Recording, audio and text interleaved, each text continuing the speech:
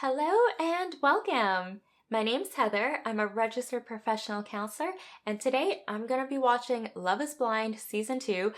Finally, the weddings episode. I feel like I've been waiting forever to watch this, and it's just taken me so long to get through all the episodes and with the editing of the videos, but I finally made it, so let's get started. There's a lot that's been happening the last few weeks that has really put a lot of pressure on our bond. I don't really know that I'm 100% comfortable or she's 100% comfortable. So it seems like for Nick, there are some doubts that are coming up, and he's mentioned that over the past few weeks, I'm guessing because a lot of their fights have been happening, there's a lot of disagreements that they've had and a lot of misunderstandings, and he's not really sure how that will impact the relationship after they get married. And it's normal to have these types of doubts or these reservations around being 100% confident into the marriage. And again, a lot of people have cold feet leading up to their weddings. It's very common. So it could just be the normal cold feet. We're still not on the same page. He's saying like, I don't think you're ready. And I think that it's best for you if we don't do it. My fear is that he's gonna end up saying no.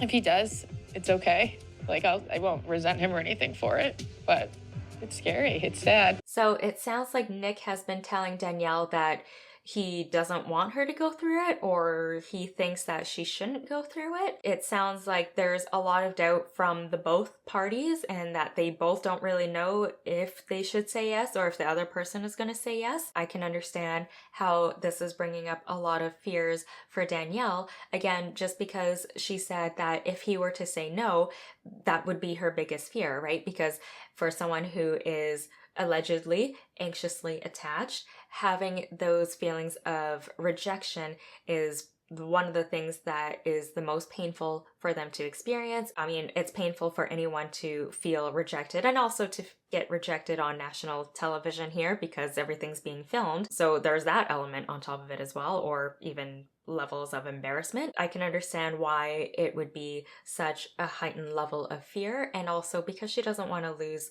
Nick. I don't know if they've discussed what it would look like if they both said no. Like, would they continue dating? Because we have seen couples in the previous season where they said no and then they just didn't bother dating and they just kind of broke up essentially. If they were to say no, it's not just that they're saying no to the marriage, but they might also be breaking up officially. Now is the time to decide if love is blind.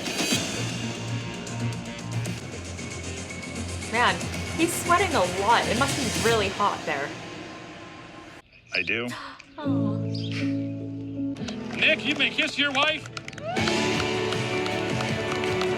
I know that they've had a lot of ups and downs, and I know that we've seen a lot of arguments that they've had and disagreements in the past. Again, those things, it can be worked out. I think it just really comes down to either couples therapy or individual therapy to help them get through it, because there is a lot of love there. So if you remember from, I don't remember which video I talked about this in, but I talked about Gottman's magic ratio. You need 5 positive to offset the 1 negative. So it's possible that we don't see all of the positives. So maybe they have this huge bank full of positive experiences and love and affection for each other. And Netflix just likes to show us their arguments and their disagreements because it makes for good TV. So it's possible that those disagreements is just exaggerated for, entertainment purposes, and they don't show us as much as all these positive experiences that they do have. There's definitely hope. I think that their relationship can last. It can work. I feel that all these relationships can potentially work if they all went through some form of therapy. There's definitely genuine love and care there for the both of them. So it's good to see. I'm happy for them, and I hope it works out.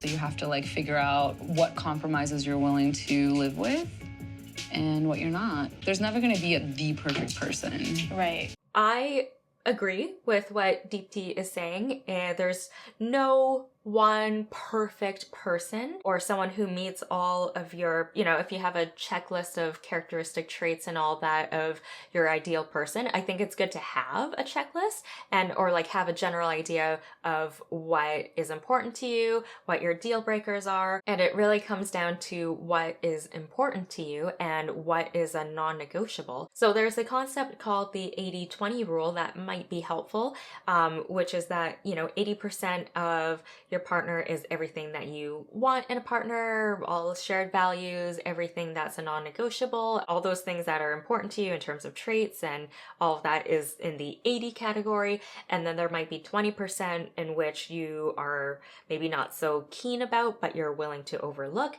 Again, it really depends on each individual person and what you would consider to be a non-negotiable or a deal breaker. There's no right or wrong of how you want to construct this list. It's really up to you to see what are you willing to compromise in a partner. Maybe there are some things that are part of your 80 percentage that you're willing to let go of, or it might not be as important because there's other things that are more important. So it really depends on the person, your preferences, but that could be a rule to follow because it's could be really difficult to go in with the mindset of I need to find the perfect person that is like 100% everything. Not to say that it's not possible, but it's probably extremely, extremely rare. Before I forget, make sure to give this video a thumbs up and don't forget to subscribe for more analysis videos like this. As a husband, it's obviously you have to take care of your wife. Good time will come, bad time will also come. So you should be prepared for both. If you do what's good for you, then you will be the best person for the other person. Shake's parents are having a really good conversation with him about what to expect in marriage. Expect good times, expect bad times, because, it does happen. And the most important thing is how you and your partner can support each other through the marriage, through thick and thin. Even though I haven't consciously thought about it, and I don't consciously think about it in a lot of ways, I am like you guys, you guys probably see it. For the most part, it is true. We learn a lot from our parents and we adopt a lot of their similar values or their mannerisms and relationships and how they may act. It's interesting that he's now just realizing this. Maybe it's because he's with Deepti that he's starting to think in more of a reflective or deeper manner. Deepti, do you take Abhishek to be your husband, to love and to cherish as long as you both shall live? I hope you know how much you mean to me and the impact that you've made on my life. But no, I cannot marry you. Whoa. I'm choosing myself, wow. and I'm gonna say no. Wow. He's not the one for me. Because if he was, he would make me feel like I was the one, and he never did that. I did not see that coming. It makes sense what she's saying. I mean, she definitely deserves someone who is 100% all in, 100% committed to her. I mean, even Shake's mom called it when she said that she doesn't deserve 0.5% less. Like, it's completely true. Like, she is super awesome. She's amazing. I think it's just really inspirational, the fact that she's willing to not compromise. I guess that's what she was meaning earlier when she said you have to know what you're willing to compromise, and she's not willing to compromise on, I guess, finding a partner who isn't 100% committed to her. And absolutely, everyone does deserve someone who is committed to them. And for her to be able to stand up there and say, like, no, I deserve more, I know my worth, I deserve better, and I choose myself, like, wow, like chills. I have chills just listening to that, because it is just so empowering, just such an inspiration, because it can be really easy to kind of ignore all those signs and to ignore what it is that we truly need from a partner and get stuck in these relationships, especially in society, particularly around women. We get these messages that in order for you to be worthy, you need to be in a relationship. You need to get married. You need to squeeze out a couple kids. And for her to say, no, I'm willing to pass up on this marriage for someone who isn't 100% committed to me because I know I deserve more. I know I'm worth more. It's just such a huge inspiration. And hopefully this can inspire people who might be in relationships for the sake of being in a relationship, but maybe you don't like the partner you're with, or maybe you don't like who you are with that partner. Like, it's okay to be alone. It's okay to be single. There's nothing wrong with being single. I tell my clients that it's better to be happy alone than miserable with someone else. And I think with Deepti, she realized, like, yeah, if I'm going to be with him, although we have this strong emotional bond, I'm going to be miserable because he's not 100% committed to me. I'm always going to wonder if he's going to find someone else. And I deserve someone who, like, finds me physically attractive, who wants to be with me 100%, who doesn't have all these doubts and doesn't say that I remind him of his aunt. Like, God. Let's run it. What? Here we go, baby. Everybody up. Everybody up. Here we go. What? Why aren't you going after her? They usually go after them, right? Wait. So instead of going to talk to her, he just starts the celebration without her? What the heck? We're gonna be partying through till tomorrow because I don't work till Monday. She will definitely be my friend. She'll definitely be my friend. So I feel like he's reverting back to pod shake. And I forgot that he mentioned this before, but he's a veterinarian and he's also a DJ. So I feel like he's reverting back to this mask or this facade of DJ Shake. That's kind of the vibe I got. I don't know if this is how you felt too watching this, because he got triggered from the feelings of being rejected in front of his friends and family and also national TV. He's kind of playing it off as like, oh, it's no big deal. It's no big deal. It's great because I was not 100% in and I was, good thing I don't have to say anything. I'm just going to party it up and like, good for me. So I feel like he's using this as a mask to either hide that pain or hide that feeling of rejection, and he's just gonna go full into DJ Shake. I don't know why I keep calling it DJ Shake, but that's what I'm gonna name this persona of his. And then there's Dr. Shake or Veterinarian Shake, who is able to have this deep reflective conversations and has more of a sense of awareness, who like all the dogs want to sleep on his lap. So there's these two very different personas. I feel that when he was with Deepti, he had this persona of Dr. Shake. And again, it could be because of the emotional bond. It could be because of her influence that he's able to get to that place of almost like emotional maturity. But then as soon as he gets rejected, he just switches back into DJ Shake because he doesn't want to deal with those feelings of hurt and rejection, and he doesn't want to deal with being vulnerable anymore, which was what we saw in the early days of Shake, which is he didn't want to get vulnerable in the pods. He just wanted to know what girls look like. So I feel like he goes between both. Was more on the fence. I wonder what he would have said, though. I wonder if he would have said yes. I would have said yes. And maybe that's why he's like, thank goodness I didn't have to say anything. That's why I feel amazing. We avoided all of that. And so he's just trying to save face, and he's trying to boast himself up by saying, oh, well, good thing she said no to me and she rejected me because I can handle it, and good thing I didn't have to say anything to her.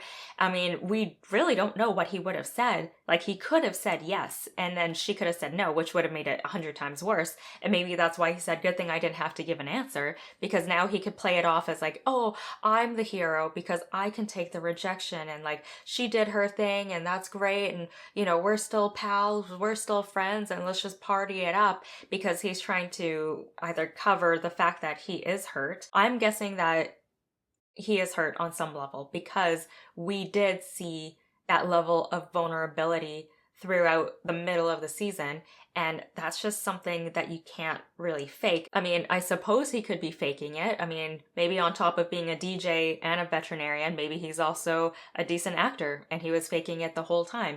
That's definitely possible, but I don't think that he was acting. I don't think that he was faking it. I think that there were parts of him that he was being very vulnerable and very genuine and sincere. And the fact that he got rejected, he's just gonna shove all that back down and he's just gonna focus on partying and pretending that everything's fine and, oh, this worked out exactly the way he wanted it to work out. We just see immediately the shift of going back into DJ Shake, and that's why I'm thinking that is just a front, so he doesn't have to show how hurt or upset he is. And that's why he's telling all his friends, like, it's a good thing, and he just doesn't want to delve into it anymore. And I think he realized that he really lost someone that he did care about, and it's hard to deal with that rejection, and this is how he's choosing to deal with it. I mean, I hope he's able to find someone else that he can emotionally feel connected to and have this strong bond with, and also feel physically attracted to. But I feel like he might just go to his old ways of dating, which is just to focus on the physical attraction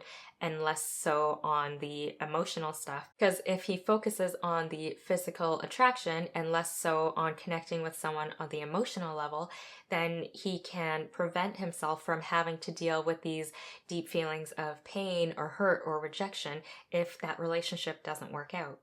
She stood up for herself, and I'm so, so proud of her. I think she deserves that connection and full commitment and a lot more from him.